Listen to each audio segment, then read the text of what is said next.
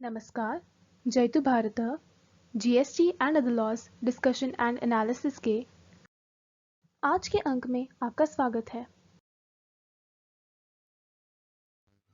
अभी के ताजा जीएसटी अपडेट से आपको अवगत करवा देते हैं। आज 28 फरवरी 2021 को शाम को भारत सरकार के वित्त मंत्रालय ने यह प्रेस विज्ञप्ति जारी की है।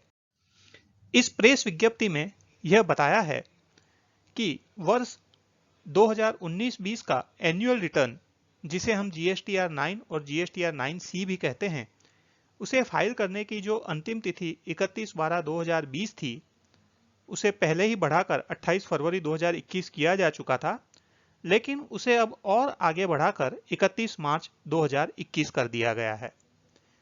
संभवतः यह प्रेस विज्ञप्ति जारी करने में डिले हुआ, उसका शायद एक कारण यह है कि कुछ राज्यों में चुनाव की घोषणा कर दी गई है और इसलिए मॉडल कोड ऑफ कंडक्ट लागू हो गया है।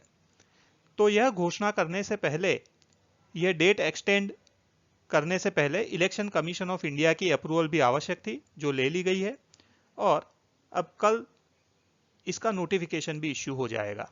यहां पर यह बात भी ध्यान रखने योग्य है कि ऑनरेबल बॉम्बे हाईकोर्ट के अंदर टैक्स प्रैक्टिशनर्स के एसोसिएशन ने पिटीशन फाइल की थी, जिसमें एनुअल रिटर्न फाइल करने की डेट एक्सटेंड करने की रिक्वेस्ट की थी, लेकिन ऑनरेबल हाईकोर्ट ने उस याचिका को खारिज कर दिया था, जिसमें उन्होंने दो बातें महत्वपूर्ण रूप से नोट की थी। एक तो यह कि एनुअल रिटर्न फाइल करने की डेट को पहले भी बढ़ाया जा चुका है और इस अंतिम डेट के बाद में भी एनुअल रिटर्न फाइल तो किया ही जा सकता है, हालांकि कुछ पेनल्टी के साथ में।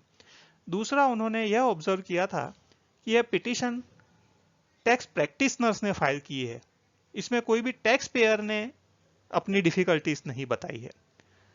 तो इस ऑनरेबल हाईकोर्ट के ऑर्डर के बावजूद भी सरकार ने टैक्स प्रैक्टिशनर्स और टैक्स पेयर्स की दिक्कतों को ध्यान में रखते हुए यह पीरियड और एक्सटेंड किया है, जिसका हमें स्वागत करना चाहिए।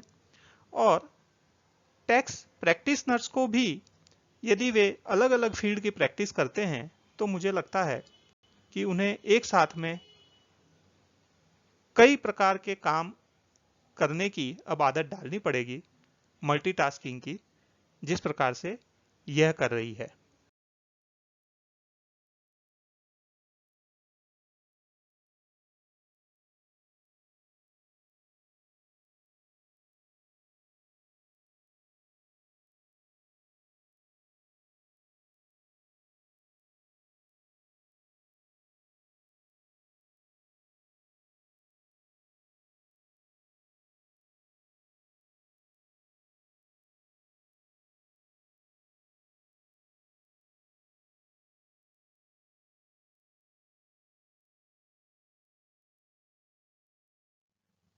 आज के अंक में बस इतना ही। धन्यवाद।